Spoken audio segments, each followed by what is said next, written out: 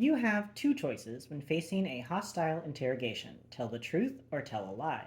The problem here is that if you're being interrogated by hostile forces, the end result is that you're likely going to be killed regardless. So, in the event that you find yourself on the pointed end of a knife, or looking down the barrel of a gun, or are simply sitting in a bathtub filled with water while one guy wearing a mask holds a video camera and another a plugged in hair dryer, each awaiting your confession, well, you give whatever answer you think will buy you a few more minutes to formulate an escape plan. So, you didn't have any friends, Michael? Fiona asked. Not that I choose to recall, I said. We were in the Charger, but not moving, traffic in midtown Miami having come to a complete stop. Now would be a good time to have an extraction team. Who did you eat lunch with? I didn't, I said. You didn't eat, or you didn't eat with people? I mostly did sit ups. And who do you blame for this, your mother or your father? Combination of both, I said. What's with all this traffic? After school, you didn't play with anyone? No, I didn't play with anyone. I built a lot of things: small explosives, my own BBs, that sort of thing. And where was Nate? Causing problems somewhere, I said. I turned on the radio and searched for a station with a traffic report, but all I found were stations playing hip hop and Gloria Estefan. Doesn't matter what station you listen to in Miami, they all play Gloria Estefan. Was I your first kiss, Michael? Fee, I said. It occurs to me that Sam is the only friend of yours I've ever met, Fiona said. You met Larry, I said. Who wasn't really your friend, she said. He was for a while, I said. He was an assassin, she said. Well, before that, he had good points. Being an efficient killer doesn't count. I gave Fee a look. Normally, anyway. You met Ricky, I said, my friend Andre's kid brother. That's right, and where is Andre now? Doing 25, I said. And now you have Davy. The five of you should go out and swap stories about me. Let me know what you find out.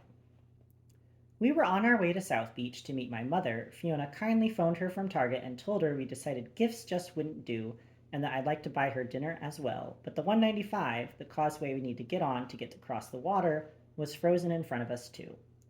I made a left turn off Miami Avenue and wound around Roberto Clemente Park.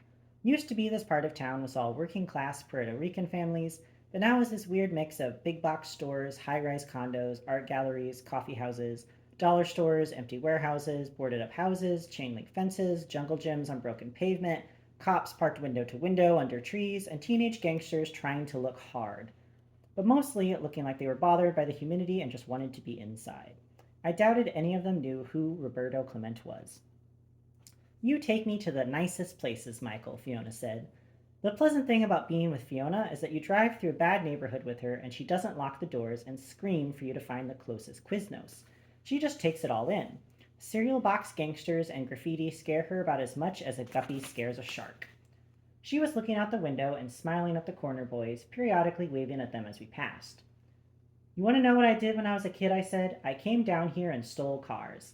Half of them were already stolen or had fake plates as it was. Sometimes Nate and I would steal a car here, drive it to the Pork and Beans Project, steal another car there, drive it back over here, and then catch the bus back home before my dad even knew we were gone. And that was fun? That was the best time, I said. Better than being home, Fiona. Better than being home. We wound back through 34th Street, picked up the 195, and circled back to the MacArthur Causeway, which was a longer trip, but I didn't mind too terribly much. I'd already seen my mother 5 times that week, once to unclog her sink, which it turns out was backed up with a compound of cigarette ash and animal fat, which had turned into a marcite-like substance in her disposal, once to take her to see her podiatrist in order to get her troublesome ingrown toenail cut out, once to assure her that her neighbors were not using their DirecTV unit to bug her conversations, once to show her how to operate her DVD player, and once to dissuade her from making me go to family therapy with her again. It was her new thing. She wanted us to get closer to each other, to get past my anger at her having been married to my father, of her letting him treat us like leaves, something to be raked up and burnt, and to, as the last article she clipped from Oprah's magazine said, mend our broken home. 20 years of psychological training in warfare and battle, armed conflicts in half the world, set up shadow governments in countries that don't even exist anymore. No one told me I'd still be responsible for repairing my past, too. From the MacArthur Causeway, I could see what was causing all the backup on the parallel causeway. A yacht the size of Bali had crashed into a piling beneath the Venetian Causeway, which runs between the MacArthur and the Tuttle. There wasn't any real damage to the causeway, as it looked to be a glancing blow, but the yacht seemed wedged into place. The water was filled with other boats, mostly other ostentatious yachts, as well as a series of rescue ships and Port Authority boats making their way towards the accident. What's with the luxury fleet? I said. The bay was frequently filled with gorgeous boats and dinghies alike, but there was something clearly different on this day. Yachts like you only see on the coast of Italy and in rap videos were thick on the water, some so close to each other it was hard to distinguish where one began and the other ended. There's a race this week, Fee said, one of those Playboys with toys events. Why do you know that? A business contact is coming into town for it, she said. Do you have any pressing needs for weapons grade plutonium? No. Shame. Who do you know who is handling plutonium? I said. Just an old playboy. Anyone I know? Fee tried to hide her smile, but I caught a glimpse of it. I am not a jealous person. I'm not, normally, at all, in the least. He's very complex, she said. Your complete opposite.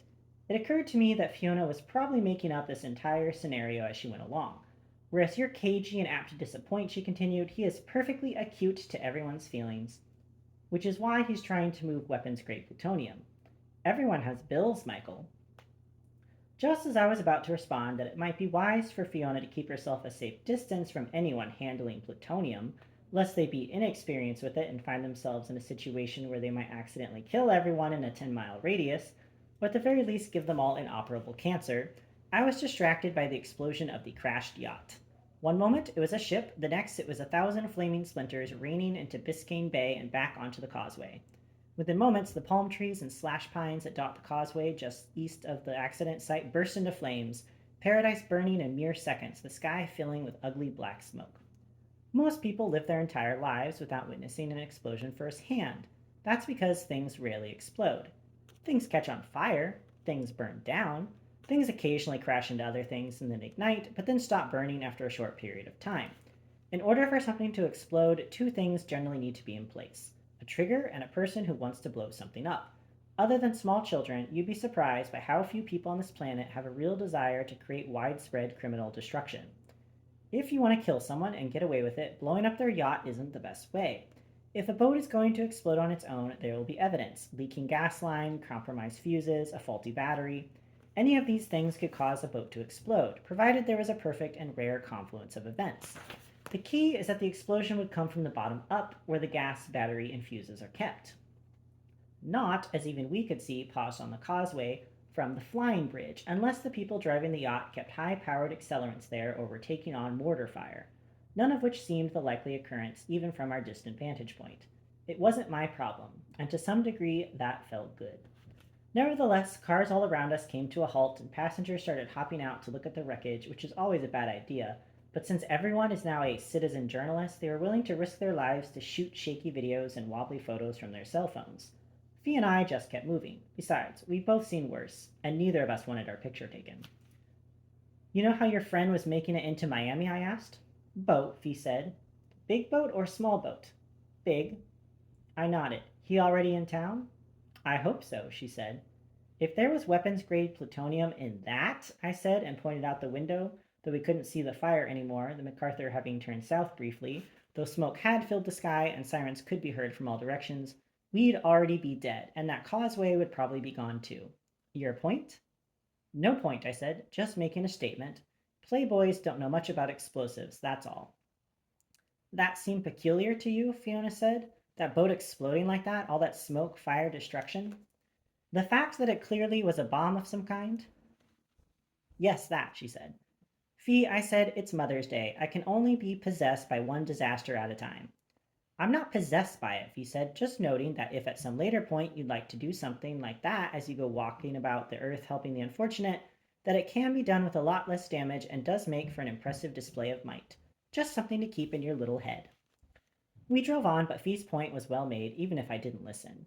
The other aspect of an explosion like that was if it turned out to be something truly awful or notable, eventually someone of importance would notice that Fee and I were in the vicinity, might even have access to a security photo of my car driving on the opposite causeway at the precise time of the explosion, since even if the public wasn't aware, subsequent to 9/11, most significant bridges and causeways now had surveillance cameras trained on each passing car, and invariably, I'd need to make an accounting or have it used against me. The nice thing about being paranoid, it gets you to cover your ass when you might normally let it hang out in the open.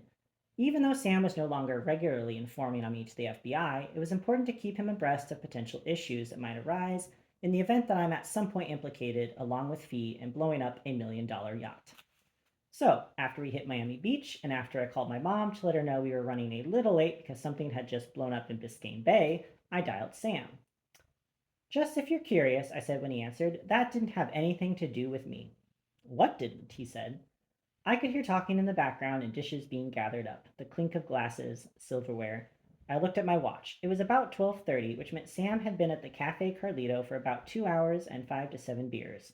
I doubted he was watching the news. "Some yacht just went kaboom in the bay," I said.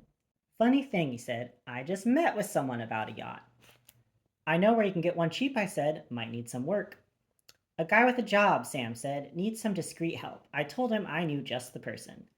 "How discreet is it if you tell everyone who asks?"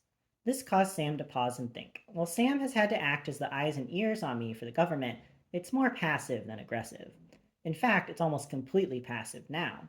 We have an agreement that he'll give the least he can, and I won't imperil him more than I have to. It works about 50% of the time, and that's largely his 50%. "Fee and I are having lunch with my mother. Where are you going to be in an hour?" "Training for a 10K, Sam said. "So the Carlito," I said. "Unless they run out of limes," he said. "Got it," I said. "And you said a yacht blew up?" "A big one." "You see any Italians in expensive suits running from the scene?" "I didn't see the scene," I said. "It was on the water." "Well, good. What about in sweatsuits?" "Sam," I said, "have you agreed to help some mobbed up pigeon?" "No, no," he said. "You're just keeping an eye out for Italians in expensive suits and trackwear these days?" "Give your mom my best," he said. "She and Virgil having a special day too?" Virgil was an old friend of Sam's who, inexplicably, took a shine to my mother after we twice helped him with special problems, once involving vicious drug dealers, and once, well, involving another group of vicious drug dealers. Subsequently, he and my mother have had a thing. Not a thing like what Fiona and I have, nor a thing I really want to consider, ever, or even a thing like my mother and father had, but a thing no less. You never want to think of your parents having a romantic life. It's the sort of thought process that makes therapy appointments even more uncomfortable. It was also an excellent way of changing the subject. You deal with people with PsyOps training, you have to figure they'll occasionally put their training to use. Not that I'm aware of. "Ah, Mikey, it's good for both of them. Just like that song said. Two less lonely people in the world," Sam said. "I'm afraid I don't know that song." "Little before your time. We tortured Norwegia with it. Now it sort of runs in a loop in my head. Anyway, I think it's sweet. Have a laugh, Mikey. It's a funny situation." "This is me laughing," I said, and hung up. We were driving down Fifth Street, and Fee told me to take a right on Collins, and then a brief left on Third Street, and then had me stop in front of a big red striped edifice that made me wonder if my thoughts were somehow getting uploaded to a master computer that was transmitting directly to Fee and my mother. "TGI Fridays," I said. "You told my mother to meet us at TGI Fridays?" "Your mother loves it," she said, "and they actually serve protein based foods, so it will be a nice shock to your system." As we walked into the restaurant, I tried to remember how we used to spend Mother's Day back when Dad was still alive and Nate and I were still just kids, not whatever we are now. I had a vague memory of a trip north to Weeki Wachee Springs to see the mermaid show, another memory of Ma throwing a plate of frozen meat at Dad after he forgot to get her anything, another of us asking when Kids Day was and her telling us that every day was Kids Day, except that I don't precisely recall ever having a day that felt all that celebratory for being the kind of kid I was. Ma sat at a table with a huge vase of flowers in the middle of it. She looked positively beatific in her glow.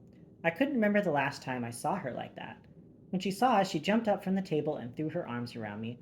"Oh, Michael," she said, "you shouldn't have." "It was nothing," I said. I had no idea what she was talking about. "It was just so unexpected," she said. She was still holding on to me as I tried to get to a seat at the table, so I sort of had to drag her a bit. "So thoughtful. How did you remember my favorite flowers?" I looked down at the vase. It overflowed with pink lilies, a burst of yellow sunflowers, and a sprinkling of light blue irises. "I don't know," I said, but then I saw the card affixed to the vase. It said, "Happy Mother's Day, love, Michael and Nate." "Oh, it's perfect," she said. "Such a surprise. I had to bring it from home so Fiona could see it. Isn't it lovely, Fiona? Isn't it a wonderful surprise? I didn't think he'd remember now that he's home." "It sure is," Fee said. When you're not a spy anymore, it's important to sometimes expect the best of people, even when past history suggests otherwise, because you might just find yourself pleasantly surprised by the actions of people like your dumb little brother, who maybe isn't so dumb after all. After a lunch consisting of Fiona quizzing my mother about the number of childhood friends and girlfriends I had, I remember a neighbor girl named Julie Quint, Mom told her, which got Fee excited until I reminded my mother that the Quints moved while I was still in preschool, and then she mentioned three friends, including Andre, who are currently guests of the state of Florida. I decided to wait until after we ordered dessert to bring up the uninvited appearance of Davy Harris in my life, or at least in the Target I frequent. Ma, I said, I can't stress this enough. You can't keep telling people your son the spy is home. I don't see why not, she said. No one believes me anyway. There's a reason I didn't tell you what I was doing all those years. You've seen enough now to know that it's not a thing to play with. So if someone asks what I do for a living, just tell them I'm in sales, retail, import, export. I hate to lie, Michael, she said. Since when? Since always. Well, then just pretend. You don't have a sudden moral opposition to pretending, do you? You used to love pretending. When you do it for a living, I said, it becomes a little less fun. Just please avoid the subject of what I do or did. We'll all be safer. A sprightly dressed waiter dropped off a plate of chocolate cake for my mother, another mudslide for Fee, and a squirt of frozen yogurt for me. For a time, we ate in silence. It felt nice. I hoped I'd essentially put a cap on the issue and we could all live our lives in perfect happiness for another 30 minutes, or at least the amount of time it took me to meet up with Sam and find out what job he'd conscripted me into. Did he play dress up? Fee asked my mother. Here we go, I said. There was a time when he was 12 that he pretended for a week to have a broken leg, Ma said, limped everywhere he went. You made me do that, I said. How could I make you pretend to have a broken leg? That's just crazy, Michael. Well, Ma, as I recall, you ended up getting the TG&Y to give you a couple $100 in store credit since you claimed one of their shopping carts malfunctioned and ran me over. My mother gets a nice blush of red in her face when she's angry. At that moment, she looked like an apple. That's asinine, she said, but there wasn't much behind it, and she immediately began shoveling cake into her mouth. And didn't Nate pretend to have a broken wrist too? You know, Michael, I was just trying to do my best to raise you too. If my methods were unconventional, I'm sorry.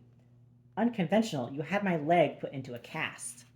And all of your friends signed it, she said. It was wonderful for your self-confidence. Didn't we just determine that I didn't have any friends, Ma? I said. I'm going outside to smoke a cigarette. My mother stood up, grabbed her purse, and tucked her vase in the crook of her arm. You can ruin someone else's Mother's Day if you like, but you're not going to ruin mine.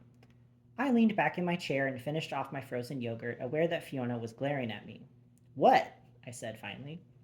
You're just going to let her stand out there? She put my leg in a cast, Fee, I said. When you were 12. Exactly. Fee grabbed my elbow, hard. And I could put your arm in one now, she said. Sometimes Fiona's violent streak is cute. Sometimes it's just violent. This was the latter. Fine, I said, but by the time I got outside, Ma was already gone, and I hadn't even had the chance to give her the crock pot and toaster oven yet.